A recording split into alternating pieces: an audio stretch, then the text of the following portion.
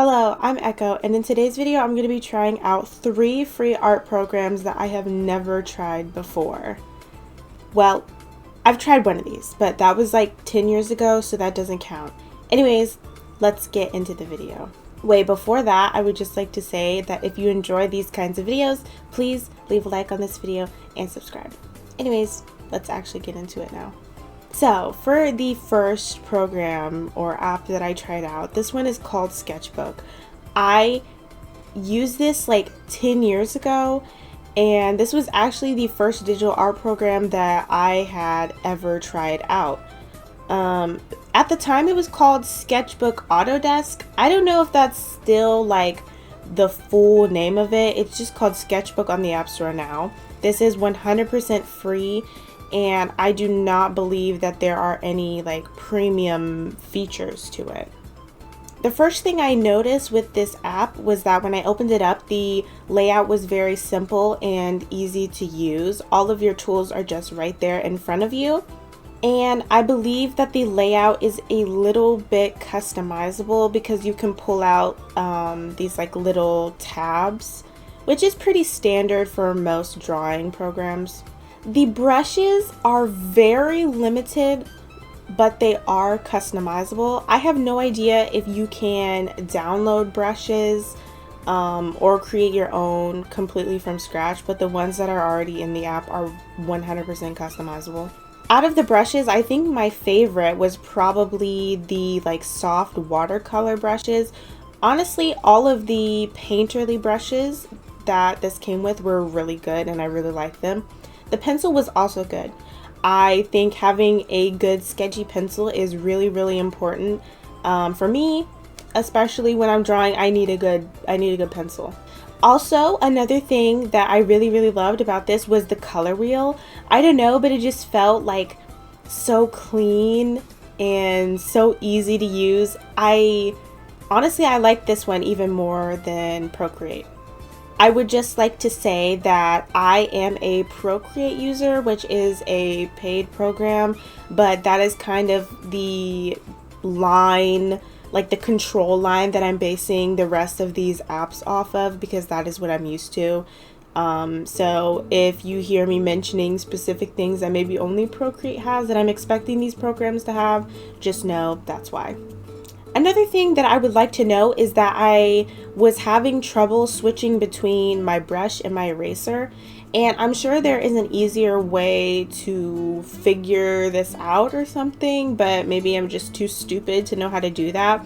I didn't want to like Google anything or watch any tutorials, and honestly, when the apps were like prompting me to use the tutorials, I just kind of skipped through them. I'm gonna be real, because me as a person, I just like to dig into things and try to figure them out on my own. And then obviously I run into some roadblocks. I'm like, maybe I should have used the tutorial.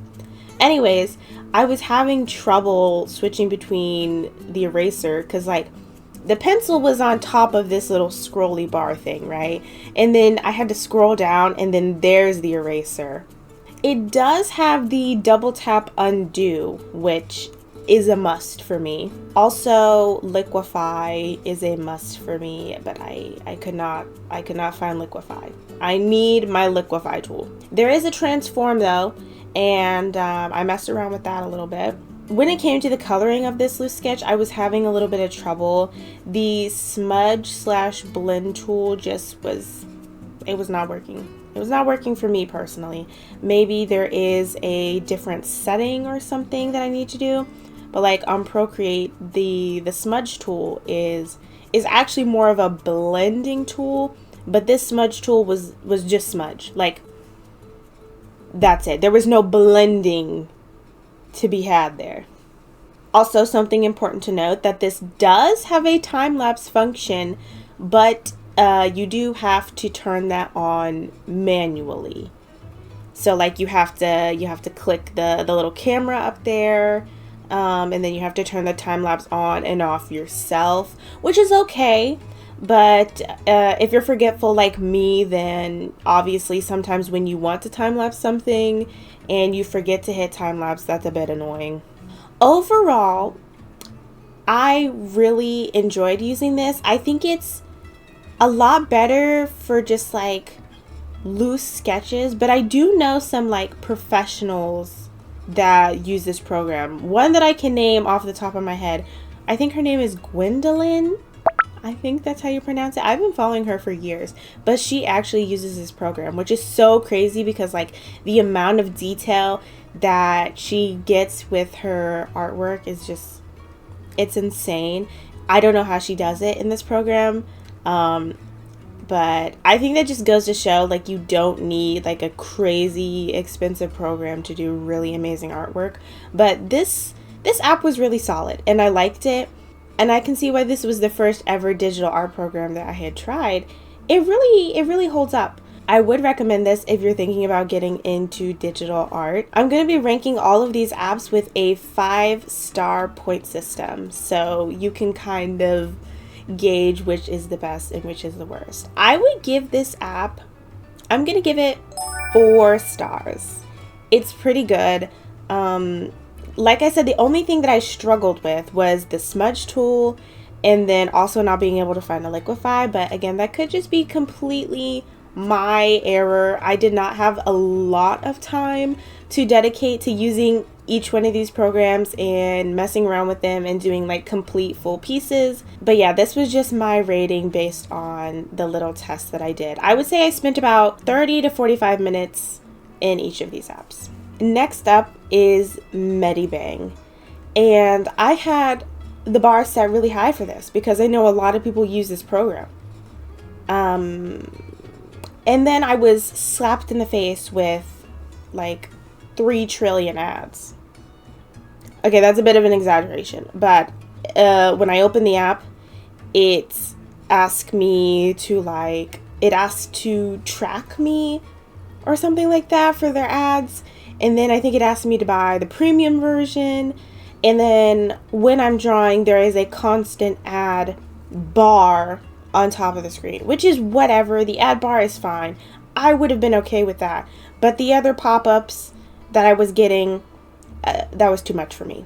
And I was already irritated by the time I got to drawing because it was just like a flashbang in the face. So I was already off to not such a great start. I will note that this app has so many tools that I'm just way too stupid and too much of a noob to figure out. But if you're looking for a tool, it is probably here. It is probably here. There are so many, like, if you click on one thing, then it opens like a little pop-up where it has like 8 other things. And so like they keep the UI condensed, but also they pack a lot of functions into this, which I think is great. I do like how the UI is set up, though I think it feels a little bit cramped because of the ad up top. This is a free program, so it's understandable that they have to use ads to make money off of their app. Obviously, you can buy the premium version or the pro version. I forgot which one it is. To stop seeing ads and stuff like that. So it is what it is. I don't really care about the ad bar, like I said, but like the pop-ups in your face, that's pretty much an instant no for me. I was not a big fan of any of the brushes in this program. I do believe that you can import brushes or like get brushes from like a gallery or something like that, which I didn't do for this video just because I wanted to use everything that was already in the app for me. So that's what I ended up doing. I think I struggled a little bit to find a sketching brush. I couldn't find like a good like soft pencil, which is what I normally like to sketch with, which is fine. I made it work in the end, but this one comes off a lot more, I don't know, this drawing, it's cute, but at the same time, the brushes were really throwing me off. So that's just something to note. I could not find a liquify tool, but like I said, there are so many like different tools and stuff. I don't think I clicked on everything, but I tried. I could not find it. It's okay. I'm sure it's in there somewhere. This does have a time-lapse function, which you also have to turn on manually, again, that's fine. I'm just happy that it comes with a time-lapse function at all, because I think that's really cool, and I think a lot of artists are looking for that when they're using a art program. Overall, besides the ads, I think this is also a really solid program to use, and I think this is a good choice. I understand why a lot of people use this, because it is very, like, it has a lot of capabilities. I can see that.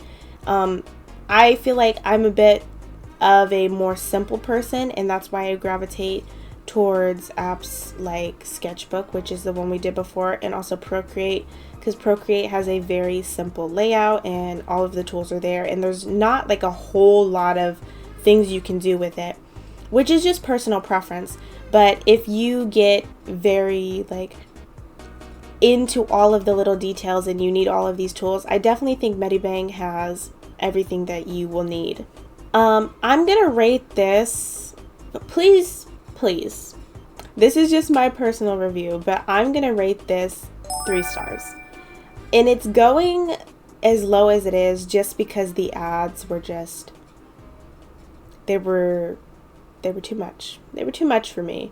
So sorry, Medibang, but you're getting 3 stars. Moving on to our third and final app, which is Ibis Paint.